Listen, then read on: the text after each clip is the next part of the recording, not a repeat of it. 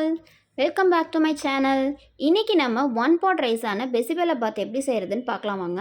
அதுக்கு என்னோடய மெஷரிங் கப்பில் நான் 3/4 கப் சாப்பாடு ரைஸ் எடுத்திருக்கேன். 1/2 கப் துவரம்பருப்பு எடுத்திருக்கேன். இதை நல்லா வாஷ் பண்ணிவிட்டு 1 ஹவர் நான் ஊற விட போகிறேன். அதுக்கப்புறமா ஒரு லெமன் சைஸ் புளி எடுத்துக்கோங்க. அதையும் ஊற வச்சு தனியாக எடுத்து வச்சுக்கோங்க.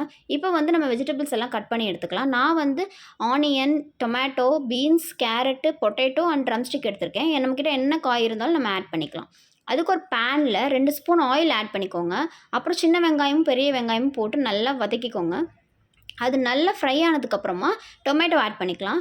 டொமேட்டோவும் கொஞ்சம் ஃப்ரை பண்ணதுக்கப்புறம் நல்லா மேஷ் ஆகிடும். அது மேஷ் ஆனதுக்கப்புறமா நம்மக்கிட்ட இருக்கிற வெஜிடபிள்ஸ் எல்லாம் நம்ம ஆட் பண்ணிக்கலாம். நான் ட்ரம்ஸ்டிக்கை லாஸ்ட்டாக தான் ஆட் பண்ண போகிறேன்.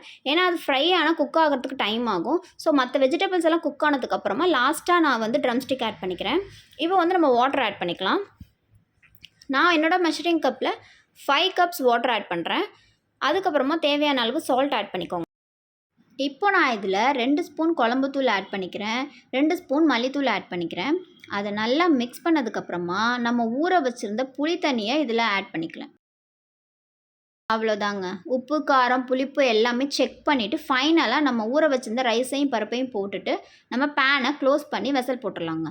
ஒரு 20 மினிட்ஸ் நீங்கள் மீடியம் ஃப்ளேம்லேயே குக் பண்ணி எடுத்தீங்க அப்படின்னா டேஸ்டியான ஒன் பாட் ரைஸ் நமக்கு ரெடி ஆகிடும். அவ்வளோதாங்க. வாவ், சூப்பரான பெசிபெலாபாத் ஒன் பாட் ரைஸ் நமக்கு ரெடி ஆகிடுச்சு. இதுக்கு ஃபைனல் டச் கொடுக்கணும்ல, அதுக்கு தாளிக்கிற கரண்டி எடுத்துக்கோங்க. 2 ஸ்பூன் நெய், அதில் கொஞ்சம் கடுகு, உளுத்தம்பருப்பு, ஜீரகம், கருவேப்பிலை, காஞ்ச மிளகாய், கொஞ்சமாக பெருங்காயத்தூள் இதெல்லாம் ஆட் பண்ணி தாளித்து எடுத்துக்கலாம்.